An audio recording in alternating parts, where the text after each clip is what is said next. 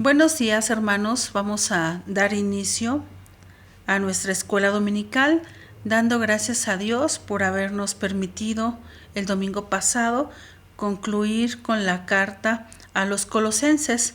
Este domingo, en la lección número 43, damos inicio al estudio de la primera epístola del apóstol San Pablo a los tesalonicenses. El pasaje bíblico en el cual nos vamos a basar se encuentra en el capítulo 1 de los versículos 1 al 6. El texto áureo se encuentra en el versículo 5, que dice: por cuanto nuestro evangelio no fue a vosotros en palabras solamente, mas también en potencia y en Espíritu Santo y en gran plenitud, como sabéis cuáles fuimos entre vosotros por amor de vosotros. Esta carta, hermanos, fue escrita por el apóstol San Pablo, quien en compañía de Silas y Timoteo había llevado el evangelio a esta localidad actualmente llamada Salónica. Fue escrita aproximadamente en el año 51 después del nacimiento de nuestro Señor Jesucristo desde Atenas.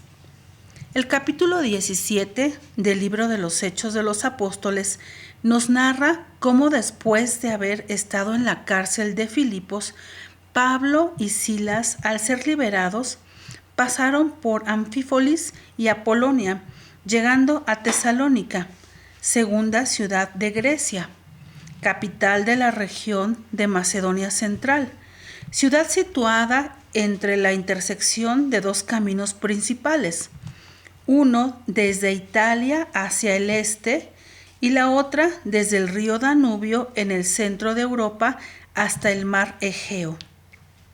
En este lugar, por obra del Espíritu Santo, la predicación del Evangelio tuvo frutos, naciendo una iglesia que se describe como floreciente. En nuestro pasaje central, versículos 1 al 6, el apóstol describe a la iglesia de Tesalónica de esta forma: una iglesia que obra por fe, que realiza su trabajo por amor, que tiene tolerancia de la esperanza en la venida de nuestro Señor Jesucristo, una iglesia que imita a San Pablo y a sus ayudantes y también es imitadora de nuestro Señor, que recibe la palabra con mucha tribulación y que tiene el gozo del Espíritu Santo. Iniciemos con los versículos 1 y 2 que nos introducen a Tesalónica, la iglesia floreciente. Dice el versículo 1: Pablo y Silvano y Timoteo, a la iglesia de los tesalonicenses que es en Dios Padre y en el Señor Jesucristo. Gracia y paz a vosotros, de Dios nuestro Padre y del Señor Jesucristo. Damos siempre gracias a Dios por todos vosotros, haciendo memoria de vosotros en vuestras oraciones. El apóstol Pablo se presenta a la iglesia junto con sus compañeros de viaje, Silvano y Timoteo, con quienes estuvo predicando la palabra en Tesalónica. Recordemos a estos hermanos. Silvano, que significa de la selva, es el mismo que Silas, que significa pequeño Saúl, miembro de la iglesia de Jerusalén, ciudadano romano. Fue quien llevó la carta del concilio de Jerusalén a Antioquía y acompañó a San Pablo en lugar de Marcos a su segundo viaje como misioneros. Timoteo, el otro acompañante, cuyo significado es temeroso de Dios o el que reverencia u honra a Dios, fue hijo de madre judía y de padre griego, bien instruido en el conocimiento de la palabra de Dios por su abuela y por su madre. Joven de buen testimonio ante la iglesia, compañero de viajes de San Pablo, siervo muy estimado por él. San Pablo saluda a los tesalonicenses con sus acostumbradas palabras, gracia y paz, que nos recuerdan el don inmerecido de la salvación y que produce la paz que solo Jesús puede dar al perdonar nuestros pecados y librarnos de toda maldad. Estos tres varones conservan gratos recuerdos y memorias de los hermanos de Tesalónica. Por eso agradecían a Dios por ellos y oraban sin cesar para que los hermanos fuesen bendecidos, recibiendo la gracia y paz de Dios Padre y del Señor Jesucristo. La oración y la predicación de la palabra divina son actividades principales en la vida de todo buen siervo de Dios. Damos gracias a nuestro Dios porque ellos recuerdan a cada uno de los miembros de las iglesias y congregaciones en donde han estado y los llevan ante la presencia de Dios para pedir bendiciones por ellos. Pero es más agradable y reconfortante saber que además de las oraciones de nuestros hermanos y pastores, el mismo Señor Jesucristo y el Espíritu Santo interceden por nosotros ante el Padre Celestial. Continuamos en el versículo 3, donde se detallan las características de esta iglesia floreciente. Dice así el versículo: sin cesar acordándonos delante del Dios y Padre nuestro de la obra de vuestra fe y del trabajo de amor y de la tolerancia en la esperanza del Señor nuestro Jesucristo.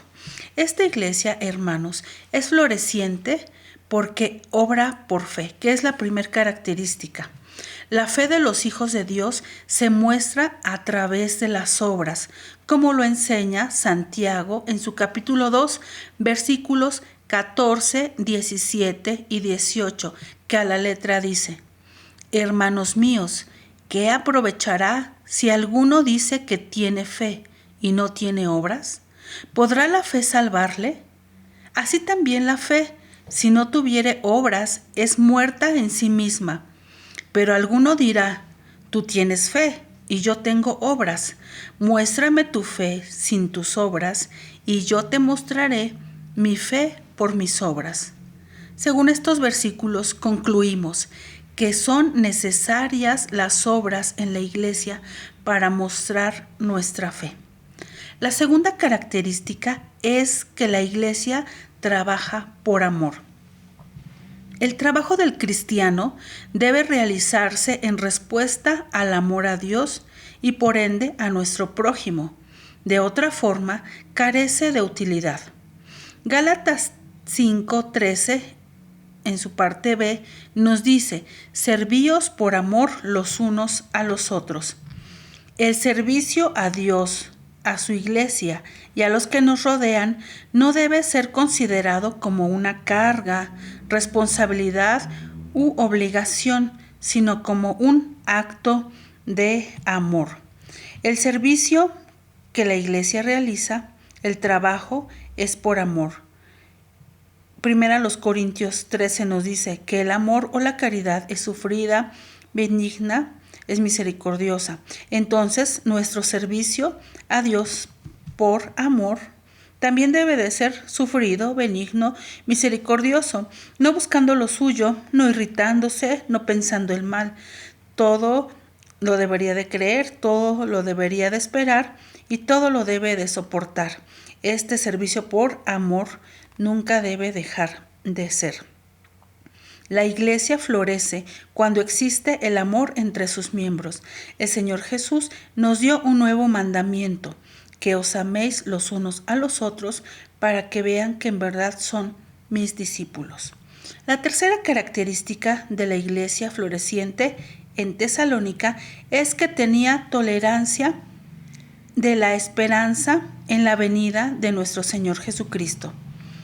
Los hermanos de Tesalónica creían con firmeza en el pronto regreso de Cristo por su iglesia, teniendo tolerancia en la espera de ese sublime momento.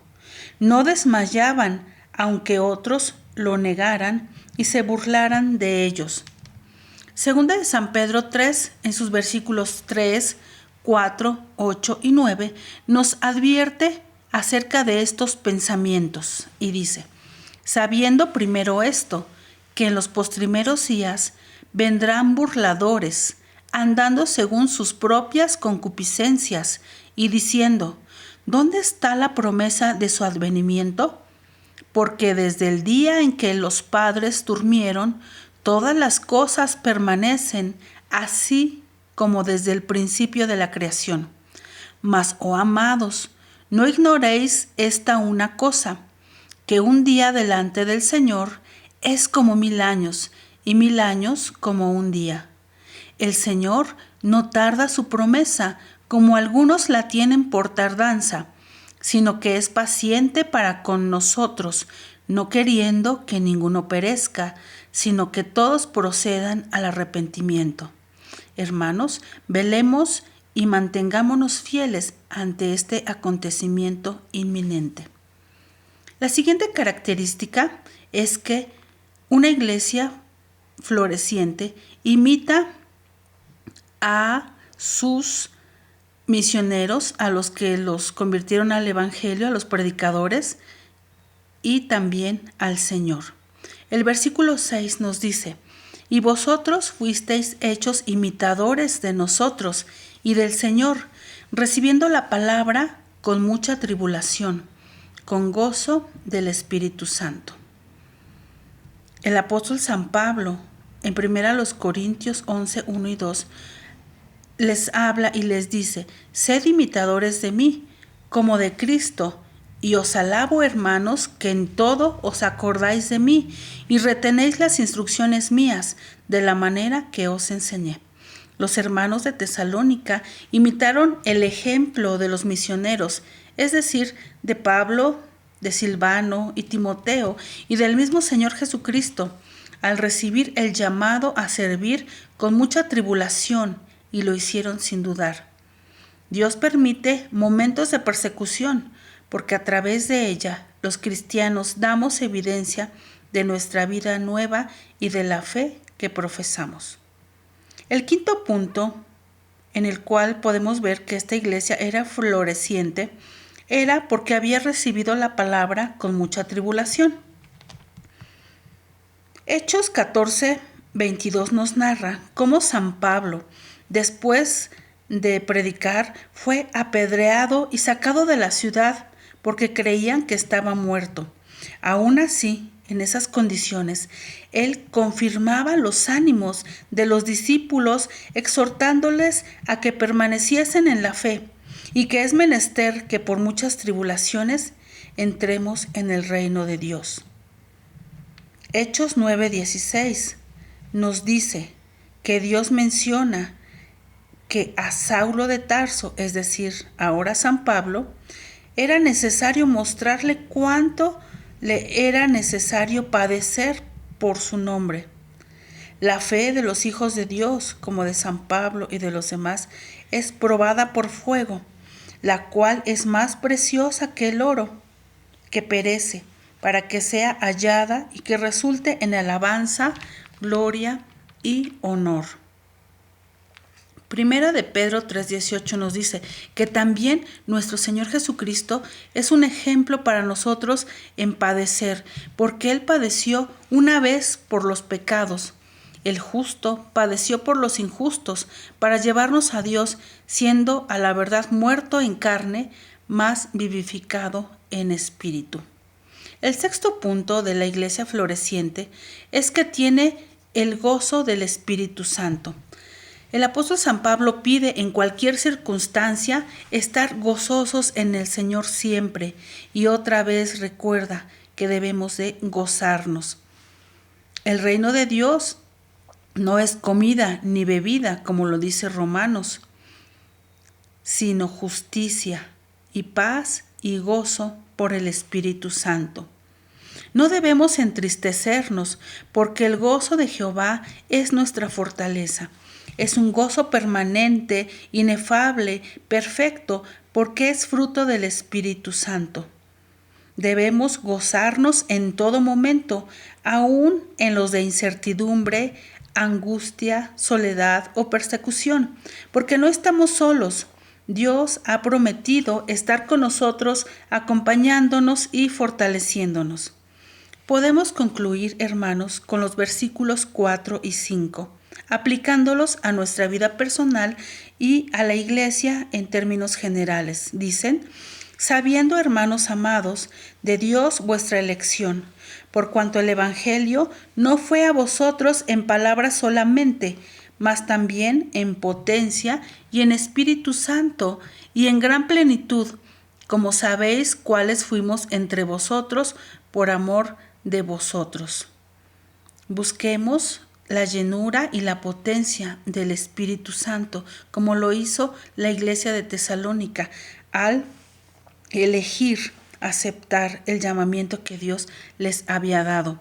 Debemos de estar preparados para dar fruto. Este fruto que nos lleve a tener buenas obras que manifiesten nuestra fe.